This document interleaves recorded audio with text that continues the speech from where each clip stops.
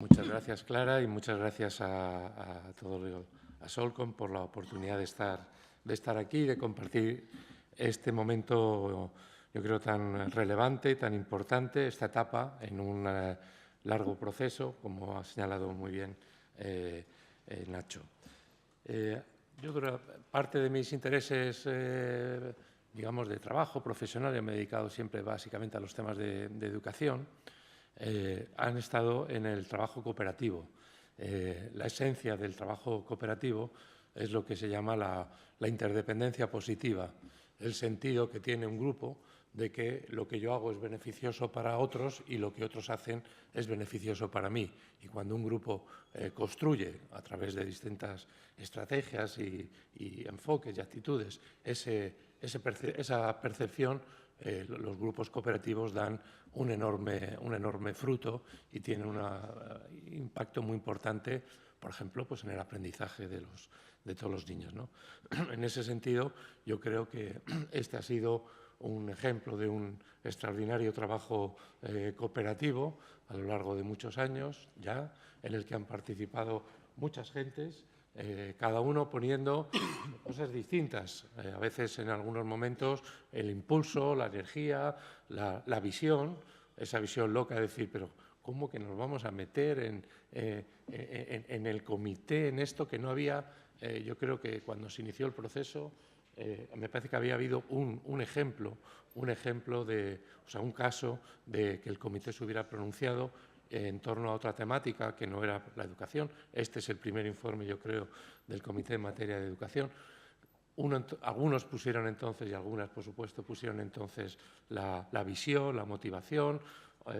Luego cada cual puso cosas, a veces más grandes y a veces más pequeñas, pero toda esa interdependencia es la que da como juego. Yo creo que si algo hemos puesto, pues no sé, por ejemplo, pues Nacho y yo, pues es nuestra capacidad, nuestra capacidad de comprender estos temas, de análisis, pero seguramente también hemos recibido de los grupos que se han implicado, pero sobre todo de los destinatarios, de las familias, de los niños, pues el reconocimiento y el sentimiento de sentirnos personas humanas, ¿no? De sentirnos eso, personas solidarias, personas que cuidan a los demás porque quieren que algún día también a uno le podrán cuidar, ¿no? Entonces, esa devolución, ese sentimiento de devolución de ser humano, de ser empático con el sufrimiento del otro y de ser solidario es lo que nosotros hemos recibido, entre otras cosas, en este proceso de trabajo cooperativo, y en ese sentido, pues también mi cariño y mi reconocimiento, sin necesidad de poner nombres en particular, a todas y todos los que hemos participado y seguiremos participando, porque esto, vuelvo a decir, es un punto que tiene que ser un punto y seguido con muchos otros elementos. Bueno, otra de las cosas bonitas de este aprendizaje cooperativo es que, claro, cuando uno entra en este tema desde otros ámbitos de la educación, y claro, pues alguien te dice, es que es un derecho humano, y eso te obliga a decir, ¿y qué es un derecho? ¿Y cómo se interpreta? De forma que yo he aprendido muchísimo de los colegas dedicados a la filosofía del derecho, como Nacho, como Rafa de Asís, y lo que veo cada día más es que cada vez ellos saben más de educación y hablan con mayor precisión incluso que yo. Así que buena parte de lo que algunos de los análisis Nacho los ha anticipado. Y ese fruto y ese aprendizaje compartido también ha sido uno de nuestros logros. Y, por lo tanto, lo menciono para no necesariamente para no ahondar en algunas cosas que él ha mencionado. Yo también creo que mantengo esa misma percepción ambivalente, un poco ambigua, de la felicitación y la preocupación, porque claro, y la tristeza, porque uno no parece que podría ser masoquista si se alegra del reconocimiento de una violación. Eso en otros ámbitos, ¿verdad? Nos pondría los pelos de escarpias, y eso es lo que este comité ha dicho. Pero, por otra parte, yo creo que nos tenemos que, en cierta medida, felicitar porque va a ser un elemento, esperemos que así lo sea, que seamos entre todos capaces de manejarlo, un importante elemento de presión para ese cambio. la clave fundamental de todo lo que tiene que venir detrás, Nacho lo acaba de resaltar al final, es el cambio, es la transformación profunda, no cosmética, no a base de 4 niños más, 4 profesores y algunos cambios, un cambio profundo, podríamos decir radical, de nuestro sistema educativo. Y para enfrentarnos al mastodonte de lo que es un sistema, el sistema educativo tan estructurado, tan normatizado, con todo está regulado, y cambiarlo de una manera muy significativa por el empuje de unos poquitos, en principio, pues es una tarea ímproba. Y ahí se necesitan muchos elementos de presión, morales, de experiencias, de conocimiento, pero también legales y de respaldo de un comité que no es una cátedra, ¿no? Mira, es que los de la cátedra de comillas son muy dados a decir este tipo de cosas. Es que, como bien ha señalado Nacho, este es el comité validado por el Estado parte, por España, para hacer ese informe. Luego ahora no lo puede decir, no, es que usted no está capacitado para hacerlo, ustedes son una panda de rojos, por ejemplo, si fuera el caso, o de descerebrados que han hecho. Es que ese comité tiene el respaldo de nuestro Estado. Yo creo que hay una cosa que yo quería decir, es que por tanto es un informe duro, pero muy necesario para ese cambio. El cambio siempre se ha dicho que, y a mí me gusta siempre tenerlo a cabeza, que es la combinación de la presión y el apoyo. Entonces, hay que presionar para que las cosas cambien con firmeza y este primer elemento, y luego habremos entre todos y a distintos planos y niveles, pues a generar estrategias de apoyo para que ese cambio sea posible. Yo creo que, por supuesto, que es una llamada de atención, más que una llamada de atención, a tomarse muy en serio lo de la Convención de los Derechos de las Personas con Discapacidad y no a tomarlo como una cosa secundaria. Yo quiero decir que lo que este informe dice es que España no es el peor país en materia de educación inclusiva. Y esto es importante que lo compartamos también, porque alguien podría decir, el informe está diciendo que España es un desastre en materia de educación inclusiva. No es verdad. El informe no dice eso. Hace ese análisis en un aspecto que tienen importantes elementos a su alrededor, pero no está diciendo esto es un desastre global y total. Lo digo porque es justo reconocer que hay muchísimos más países que lo hacen muchísimo peor que nosotros, con todo mi respeto, empezando con países tan respetuosos como Alemania, Francia, Austria, Holanda, etcétera. Es decir, países que tienen un sistema enormemente segregador, muchísimo más segregador que nosotros y, por lo tanto, desde ese parámetro, muchísimo menos inclusivo. Yo no sé si el comité ha tenido también una intención, nunca lo sabremos, no sé si lo sabremos a saber, de señalar con esa rotundidad y claridad y precisión estos aspectos en un país que tiene, y es justo que lo digamos, también la satisfacción de decir que ha hecho un esfuerzo importante, que ha hecho un avance significativo, que se han hecho políticas coherentes, que se tienen que profundizar mucho más o cambiar, como he dicho anteriormente, pero que no somos el último de la fila, ¿vale? Y yo creo que esto también es algo que Solcon debe apuntarse.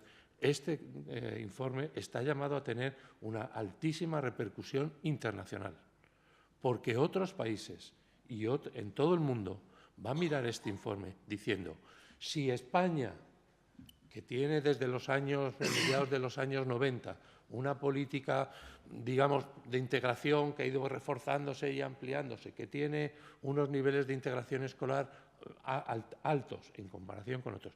Si España recibe este informe, que no podríamos recibir otros países. Por lo tanto, yo creo que hay que, desde mi punto de vista, pero podemos debatir, si les parece bien, hacer ese señalamiento de que no es una descalificación total, es una llamada de atención sobre aquellos que están en la frontera de nuestras convicciones, que son precisamente los niños, las niñas, con discapacidades intelectuales o del desarrollo con discapacidades psicosociales. Cuando en la vida siempre las cosas van avanzando y hay un punto de flecha, una frontera, ¿no? Hemos avanzado en tantos otros temas y en este, pues, el avance, la punta de flecha que va a medir nuestra convicción profunda en esta imagen de los derechos de los niños, sin distinciones y sin etiquetas, pues es el de los niños con discapacidades, podríamos decir, más severas, más desde un punto de vista intelectual y del desarrollo. Cuando lo consigamos en ese ámbito también, es que todo lo que vendrá detrás y todos los que estaban detrás lo habremos conseguido hace mucho tiempo. Por lo tanto, es, insisto, una llamada de atención sobre esa frontera en la que ahora estamos, en la que todavía está precisamente, y es lo que el informe señala, naturalizado pensar que, hombre, ¿no estará usted pensando que estos niños y niñas que tienen tantas necesidades de apoyo tan generalizadas, tan extensas, van a estar en un centro ordinario? Esa es la mentalidad de parte del Tribunal Constitucional. ¿No me estará usted queriendo decir eso? Pues sí, eso es lo que le queremos decir y eso es lo que este informe viene a ser. Por supuesto que también que no hay distinción, que no vamos a hacer categorías de niños más que se pueden incluir y otros que no se pueden incluir.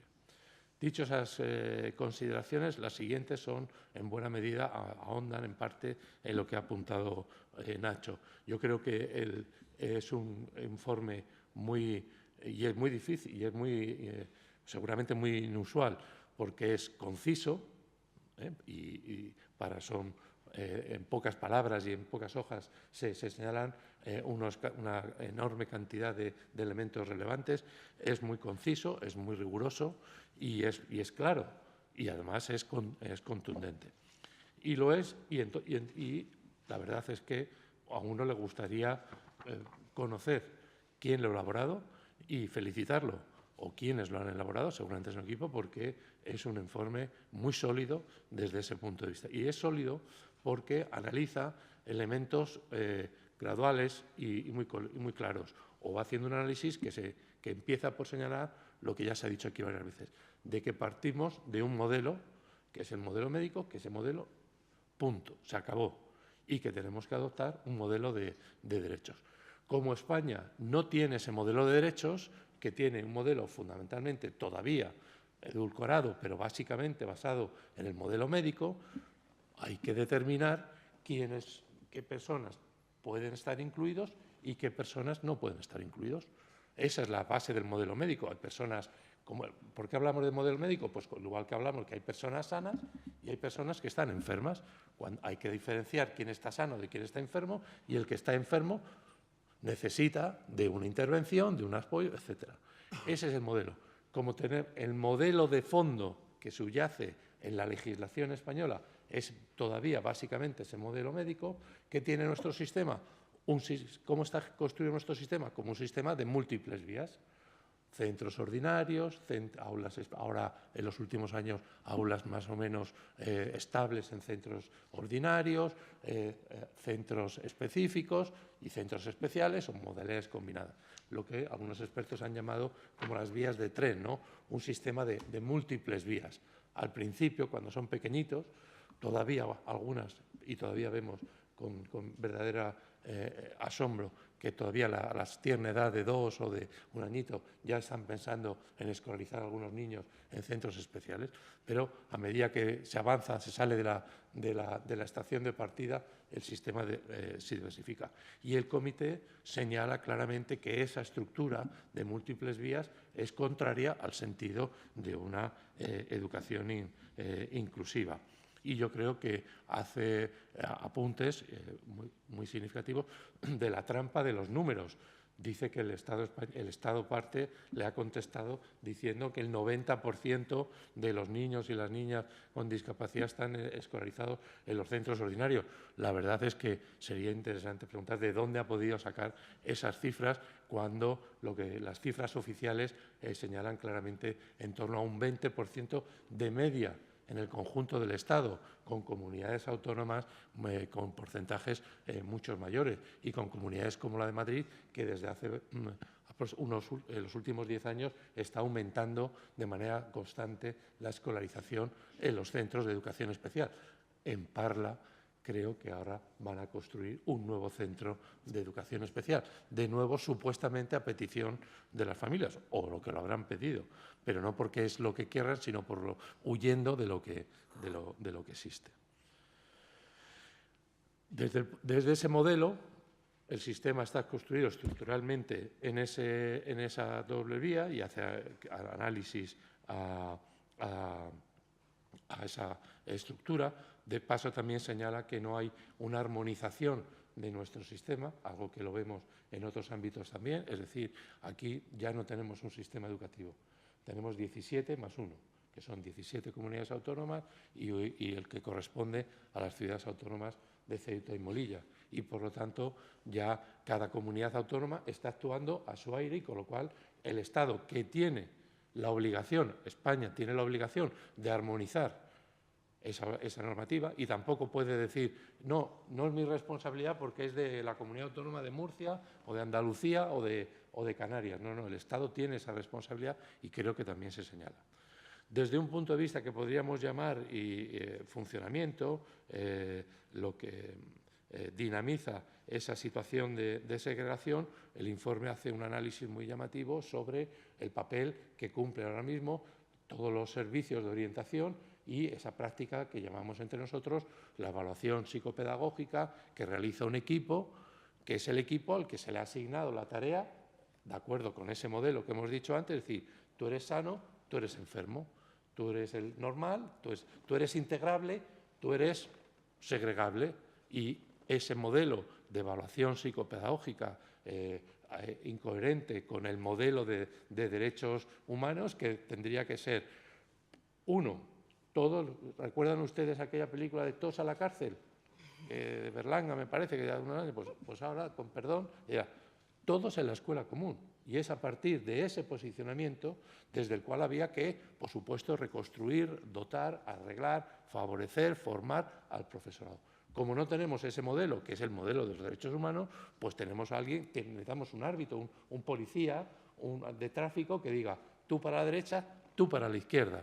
Y ese árbitro, en este momento, una de esas piezas son todos los servicios de orientación educativa a través de esas prácticas de evaluación psicopedagógica que luego refrenda con una comisión de escolarización y determina el hecho final de dónde se escolarizan los alumnos.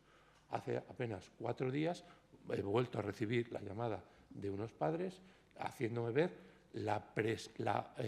no la presión, el chantaje realizado por los servicios de inspección para que después de que los padres habían firmado esa evaluación psicopedagógica mostrando su desacuerdo con la decisión de que quería mandar a su hija a un centro de educación especial. Como habían firmado en desacuerdo ese documento, y cuando los padres van al servicio de inspección les dice: si no te retraes de esa decisión, tu hija no se podrá escolarizar. Y entonces les dejaron sin escolarizar durante un tiempo, hasta que los padres, en ese marco de sufrimiento y de rabia que uno solo puede imaginar, no les queda más remedio que volver a rehacer el documento y aceptar que le puedan escolarizar, efectivamente, en un centro de educación especial. Y esos son derechos. Entonces, esa parafernalia, efectivamente, ese señor y esa señora que parece que no ha oído de esta convención, o si la ha oído no la asume como algo que le interpela en su trabajo, ninguno de esa estructura diríamos, que forma parte ahí, los profesionales de la orientación, que te dicen, por otra parte, que lo hacen presionados por la normativa, ajustándose a lo que es la normativa, que son funcionarios, que ellos tienen que hacer cumplir la ley, etcétera, etcétera, ¿no? Entonces, el comité, y es uno de los puntos que señala en varios momentos, de nuevo con mucha precisión, denuncia estas prácticas y todo lo que ello conlleva. Cuando uno, como hay casos señeros de los cuales Solcon y otras organizaciones se hacen eco, pelea contra ellos por las vías judiciales, también señalan lo costoso, lo difícil, el enorme esfuerzo emocional que ese proceso señala. Por lo tanto, como ven, digamos, de un modelo médico tenemos una estructura de opciones, necesitamos alguien que dirija a cada uno a su lugar de acuerdo con el modelo médico existente y todos esos elementos los denuncia como contrarios al sentido de la educación inclusiva, al derecho a la educación inclusiva, los denuncia con mucha claridad, precisión y concisión el informe. Luego entra en muchos otros aspectos desde el punto de vista jurídico, como todo lo que ha señalado Nacho, que es muy interesante sobre cómo interpretar cómo es lo del bien, el interés superior de los niños, pero también luego entra en aspectos que podríamos llamar, por buscar una etiqueta que resultara clara, algunas de las cosas de lo cotidiano que tiene que ver en parte con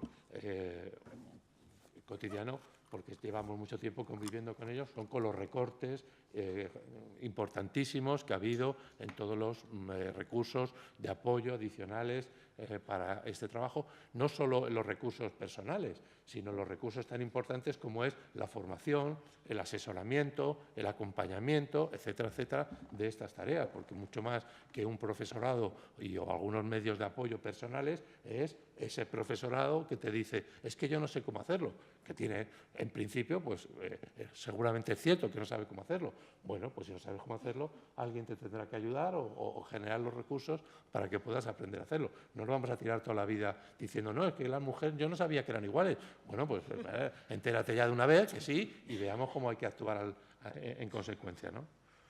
El tema de las adaptaciones curriculares, o sea, es que el comité entra en algunos momentos, algunas cosas que son muy concretas, pero muy relevantes. Esas adaptaciones entendidas como empobrecimiento del trabajo educativo, impregnadas de estereotipos y de prejuicios respecto a su logro, adaptaciones que conllevan en la mayor parte de los alumnos con discapacidades intelectuales a que no se puede conseguir el título. Y algo más grave todavía, y es que cuando algunos lo pueden conseguir, renuncian a él. Es que hay niños, jóvenes, adolescentes con discapacidad intelectual, que en estos momentos están renunciando a su título de graduado de educación secundaria. ¿Por qué? Por otra cosa que también el comité denuncia, y es que después de la ESO lo único que hay es un desierto. Después de la enseñanza secundaria obligatoria, lo de la educación inclusiva se para. Ese derecho es como, digamos, vale, no sé si lo tenéis y cómo lo interpretamos, pero en todo caso es hasta los 16 años. A partir de los 16 años se acabó el derecho a una educación inclusiva, cuando el artículo 24 dice se tendrá derecho a la educación inclusiva a lo largo de toda la vida, utiliza una expresión señalando que no podemos pararlo a los 16 años. ¿Y qué pasa? Como el sistema no tiene medidas, no tiene propuestas educativas más allá de los 16 años, 16, 17 años, para los jóvenes con discapacidad intelectual, salvo los programas especiales que ofertan por lo general, por otra parte además, los centros especiales, y solo se puede entrar a esos programas especiales si no tienes la titulación, pues muchas familias dicen, pues renuncio al título, a ese logro tan importante de ciudadanía, que es decir, bueno, pues tengo el reconocimiento básico de que he adquirido unas competencias para ser ciudadano de pleno derecho de este Estado, pues renuncio a ese reconocimiento para, pues uno lo entiende, para poder tener pues otros 1 o 2 años de formación en ese esquema, ¿no? Y denunciar elementos pues también tan cotidianos como el transporte, como que el transporte escolar es segregado, ¿no? A cuenta de nuevo, siempre lo mismo. Bueno, claro, es que como que qué grande es tu silla de ruedas, pero como tu silla de ruedas es grande, pues vete en otro autobús mientras tus compañeros van en uno. En vez de cambiar los autobuses que necesitamos, pues tú te tienes que ir en uno distinto del que yo voy, ¿no? En ese sentido, por lo tanto, claro, hace un buen análisis, y ya sintetizo, un buen análisis de ese punto de partida que tiene que ver con el modelo, y de ese modelo médico critica, como no podía ser de otra manera, la estructura de múltiples vías que tiene nuestro sistema, critica de manera muy profunda todo el procedimiento, todo el entramado de arbitraje para determinar quién va para aquí y quién va para allá, con todas las consecuencias que eso tiene, y denuncia múltiples elementos de la cotidianidad de los centros. Y finalmente, lo que hace, y en ese sentido, pues es lo que hace, le da un enorme valor a este texto, apunta hacia, en sus sugerencias y en sus propuestas, una idea clave, que es la que también ha hecho Nacho, y yo simplemente reafirmo, y es la importancia de un cambio, una transformación que es sistémica, es decir, que tiene que ser del conjunto del sistema. Es el sistema educativo en todos sus elementos, desde, por supuesto, cómo construimos las escuelas, a las que también critica los elementos de falta de accesibilidad física en muchos de ellos, es cómo reconstruimos un sistema desde el currículum, es decir, desde lo que hay que enseñar, cómo hay que enseñarlo, cómo hay que evaluar, cómo se ordena el sistema educativo, las etapas, el tiempo que necesitan, por ejemplo, que tienen que tener disponible los docentes, entre otras cosas, para pensar, para introducir esos ajustes razonables que son tan relevantes. La formación del profesorado, cómo estamos formando a nuestros profesores. Y me temo que todavía seguimos, a pesar de todo, siguen saliendo de nuestras universidades profesores y profesoras, que lo serán de infantil, primaria o secundaria, pensando que no van a ser profesores de todos los niños. Siguen con el viejo esquema del modelo médico. Y sin ese cambio estaremos condenados como Sísifo a volver a estar subiendo el monte todos los días. Ese análisis final de que estamos hablando, no de deme usted más niños, no quíteme 4 centros, no ponga 4 profesores de apoyo más, sino una llamada a repensarse sistémica, globalmente, el sistema educativo, es para mí el último, por no decir, por decirlo de esa manera, de los aciertos de este comité. Y con ello termino, para que podamos hablar y compartirlo, que yo creo que es también la parte interesante de estas. Muchas gracias.